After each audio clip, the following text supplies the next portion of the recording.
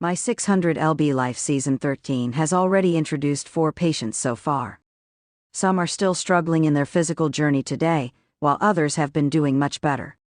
The network recently released a new clip for the upcoming episode featuring the story of Jacky. But unlike previous patients, Jacky is struggling with both height and weight. Keep reading to see her trailer. The first episode of My 600 lb Life Season 13 featured the story of Jonathan. He already had his dream job as an EMT first responder. However, he ate himself out of it. He relied on his wife since he suffered from obesity, but he wanted to break the cycle by seeking Dr. Now's help. The second patient was Crystala. She was also determined to lose weight for the sake of her family. But she badly needs surgery to progress in her journey. The third episode introduced Karen, whose life spiraled out of control due to food addiction, and she developed a fear of leaving the house. Gary was revealed in the fourth episode. His life was already on the line. His weight left him immobile, and he couldn't even go to meet Dr. Now in person. TLC recently released a preview clip for the fifth episode of My 600 lb Life Season 13 featuring the story of Jacky. She was introduced at 6 feet tall and weighed more than 700 pounds. She couldn't lift herself up due to her height and weight. Fortunately, Jacky has a positive support system, which led her to Dr. Now. However, it seems she's still struggling with food addiction, and even stopped by a taco restaurant to make herself more comfortable during the long road trip.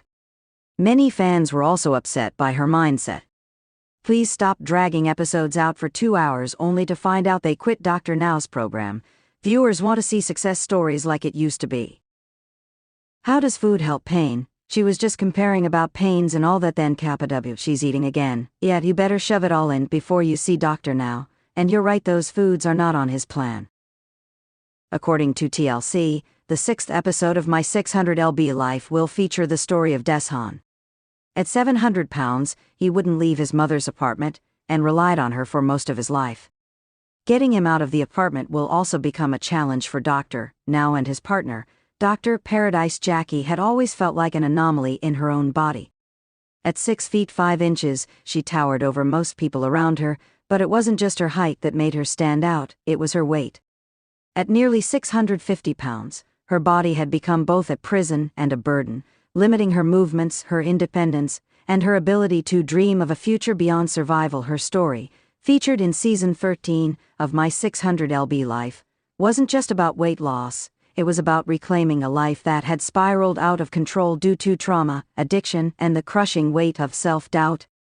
Jacky's height made her struggles even more complicated, as her body required more energy, more effort, and more resilience to support itself. Yet her journey was never just about the physical. It was about confronting her past, healing emotional wounds, and learning that she was capable of more than she ever believed. A lifetime of struggles. Jacky had been tall since childhood, growing faster than her peers and feeling out of place in her own skin. She had always been the big girl in school, first because of her height, then because of her weight. Food became her solace early on. It was always there when people weren't. When her parents argued late into the night, she would sneak into the kitchen and eat in the dark, finding comfort in the taste of something sweet or salty. By the time she was in middle school, she was already over 200 pounds. Kids were ruthless. They called her Goliath, Bigfoot, and Amazon Jacky, making her feel like a freak. Instead of fighting back, she retreated further into her one safe space, food. It wasn't just something she ate, it became something she relied on emotionally. Her home life only worsened. Her father left when she was 14, and her mother, overwhelmed and depressed, barely had the energy to care for her children. Jacky became the caregiver for her younger siblings, cooking, cleaning, and making sure they ate, even when there wasn't enough food. She went without meals so they wouldn't have to. But when food was available, she overindulged, making up for the hunger she had endured before. By the time she reached her 20s, she was over 400 pounds. Her height masked some of the weight, but it didn't hide the growing struggles she faced. Walking became difficult. Clothes never fit. Chairs weren't built for her size. The world wasn't made for people like her, and she felt it in every way. The breaking point. Jacky's breaking point came at 32. She was working from home, barely leaving her apartment except for medical appointments. Her knees were failing under her weight, and her back ached constantly. Even standing for more than a few minutes left her breathless one day. As she tried to step out of the shower, she lost her balance and fell. The crash was so loud that her neighbor knocked on the door, asking if she was okay. Jacky couldn't get up. She lay there, crying, humiliated and scared. It took nearly an hour for her to maneuver herself onto her knees and crawl to her bed that night. She realized she couldn't live like this anymore. She wasn't living, she was barely existing. She watched old episodes of My 600lb Life, recognizing herself in so many of the stories. If others could find a way to change, maybe she could too, Doctor. Now's tough love.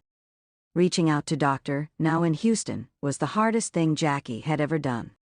The journey to Texas itself was brutal. Sitting in the van for hours left her legs swollen, and she struggled to get out when they finally arrived. The first way in at Dr. Now's office confirmed her fears. She was 648 pounds. Dr. Now, known for his no-nonsense approach, wasted no time in telling her the truth. "You are dangerously close to losing mobility entirely," he said, looking over her chart. "At your height and weight, your body is under extreme stress. If you don't change now, you may not have much time left." Jacky nodded, holding back tears. "I want to help you," he continued, "but you have to be willing to put in the work, no more excuses." He placed her on a strict 1,200-calorie diet, cutting out all processed foods, sugar, and fast food, her main weaknesses. The first few weeks were brutal. She had relied on food for comfort for so long that without it, she felt raw and exposed. The hardest part wasn't the hunger, it was the emotions that surfaced when food was no longer there to push them down. She had to face the loneliness, the sadness, the feelings of unworthiness she carried for years, physical and emotional battles. Jacky's height made her weight loss journey more complicated. The sheer size of her body meant she needed to lose more weight before she could even qualify for weight loss surgery.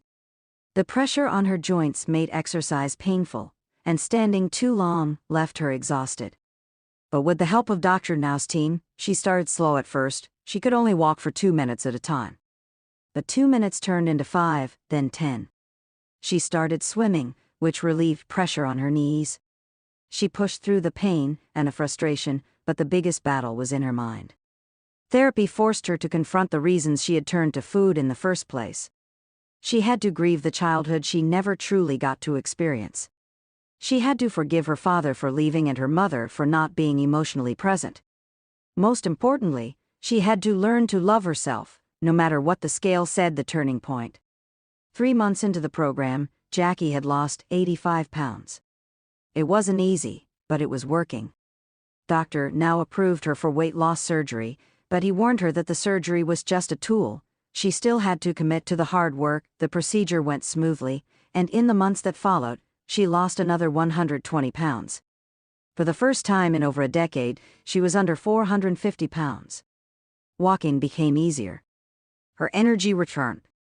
She started doing things she had given up on, going outside, shopping for clothes that actually fit, even considering the possibility of dating. The biggest victory came when she was able to stand for 30 minutes without pain.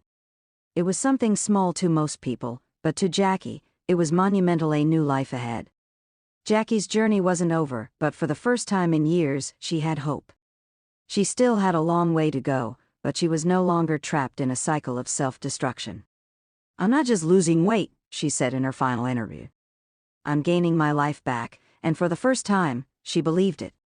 If you're looking for more news about my 600-pound life, subscribe to my channel and stay tuned for all your updates.